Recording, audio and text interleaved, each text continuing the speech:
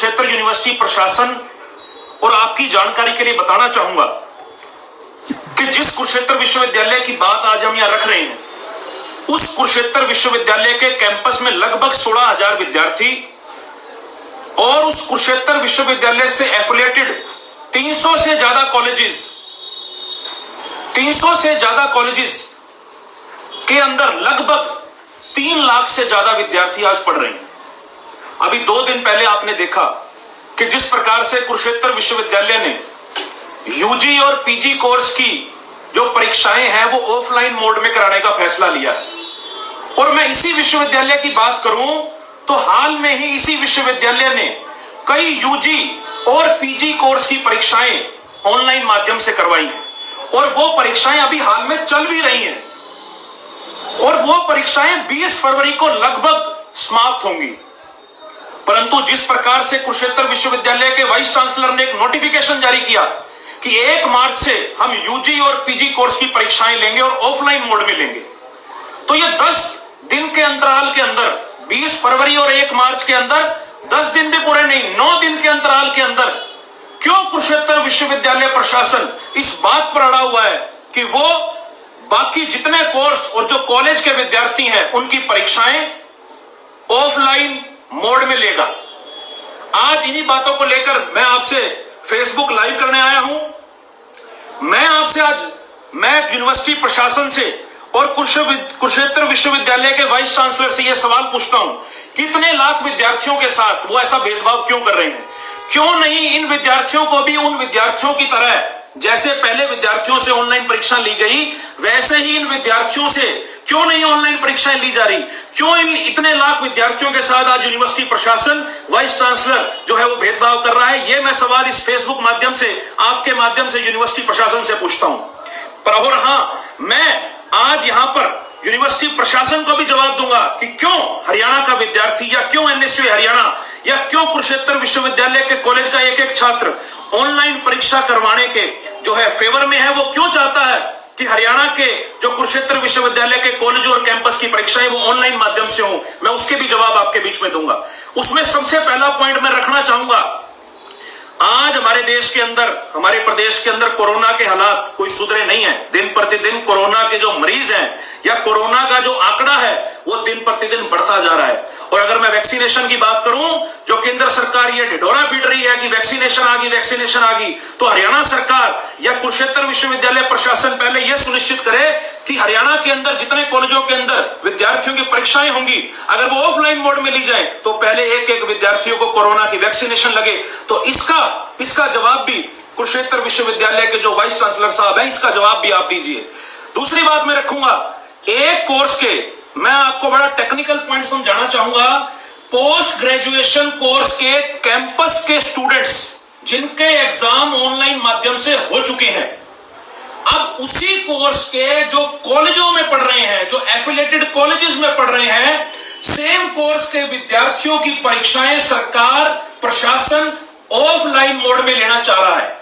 तो ये भेदभाव क्यों? जब उन्होंने पढ़ाई एक जैसी करी, जब उनकी डिग्री एक ही यूनिवर्सिटी से आएगी, तो उनके साथ ये भेदभाव क्यों किया जा रहा है? अब मैं बात करूंगा अंडर ग्रेजुएशन कोर्सेज के स्टूडेंट्स की, मैं बात करूंगा बीटेक के स्टूडेंट्स।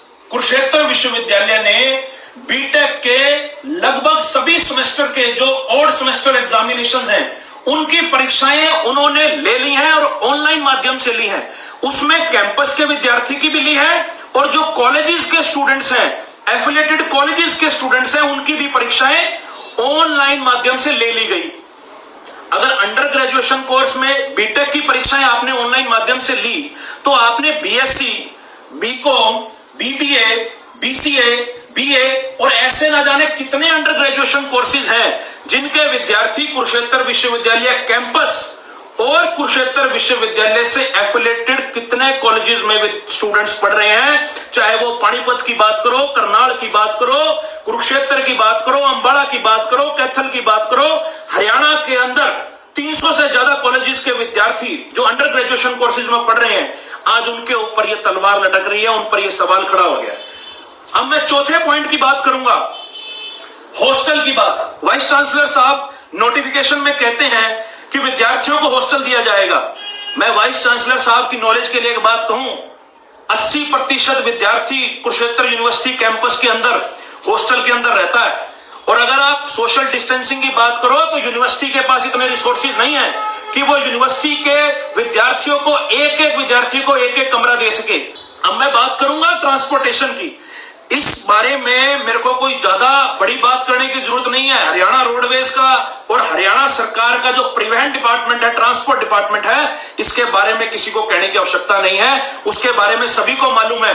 और सिर्फ हरियाणा के अंदर, हरियाणा का नहीं अपितु दूसरे प्रदेशों से आकर भी विद्यार्थी हरियाणा में पढ़ रहे हैं, और मैं कहूंगा कि दूसरे देशों से आकर हरियाणा के अंदर स्टूडेंट्स अलग अलग कॉलेजेस में, अलग अलग यूनिवर्सिटी में पढ़ रहे हैं। तो उसका इंतजाम अगर वीसी साहब कर सकें तो वीसी साहब आके जवाब दें। अब मैं बात करूंगा, जो वीसी साहब ये कहते हैं कि अगर कोई विद्यार्थी, मैं ये कन्वर्सेशन इसलिए बाई डायरेक्शन रख रहा हूं कि किसी को कोई डाउट हो तो वो क्लियर हो जाए, या मेरी अगर आवाज प्रशासन तक जा रही है तो प्रशासन भी इन सवालों के जवाब के लिए तैयार रहे। अब वीसी साहब कहते हैं कि जो विद्यार्थी अगर परीक्षा ना दे पाए तो उसे हम एक चांस और देंगे परीक्षा देने का। मैं वीसी साहब से पूछना चाहूंगा, जो परीक्षाएं आप मार्च के महीने में ले रहे हैं, वो परीक्षाएं अगर सामान्य हालात होते हैं तो वो दिसंबर में हो जानी चाहिए थी। वो परीक्षाएं आप मार्च में ले रहे हैं, उनके रिजल्ट्स कब आएंगे, और उसके बाद इवन सेमेस्टर वो कब होगा? क्या अगस्त सितंबर में जाकर हमारा सेशन खत्म होगा? एक रीजन ये भी था कि जब हमारा सिलेबस हमें ऑनलाइन पढ़ाया गया तो हमारी परीक्षाएं भी ऑनलाइन माध्यम से ली जाए। ये बिल्कुल सही बात है। और मैं एक बात और रखना चाहूंगा कि ये सिर्फ, मैं अगर बगल की बात करूं, अगर मैं दिल्ली यूनिवर्सिटी की बात करूं या पंजाब यूनिवर्सिटी की बात करूं, तो यहां ऑलरेडी एग्जाम्स जो है वो ऑलरेडी ऑनलाइन माध्यम से लिए जा रहे हैं। तो जब पंजाब यूनिवर्सिटी या दिल्ली यूनिवर्सिटी अगर एग्जाम ऑनलाइन माध्यम से ले सकती है, तो कुरुक्षेत्र यूनिवर्सिटी को ऐसा क्या दर्द है, या उनके वाइस चांसलर साहब को ऐसा क्या दर्द है कि वो उनकी परीक्षाएं ऑफलाइन माध्यम से लेने पर उतारू हैं।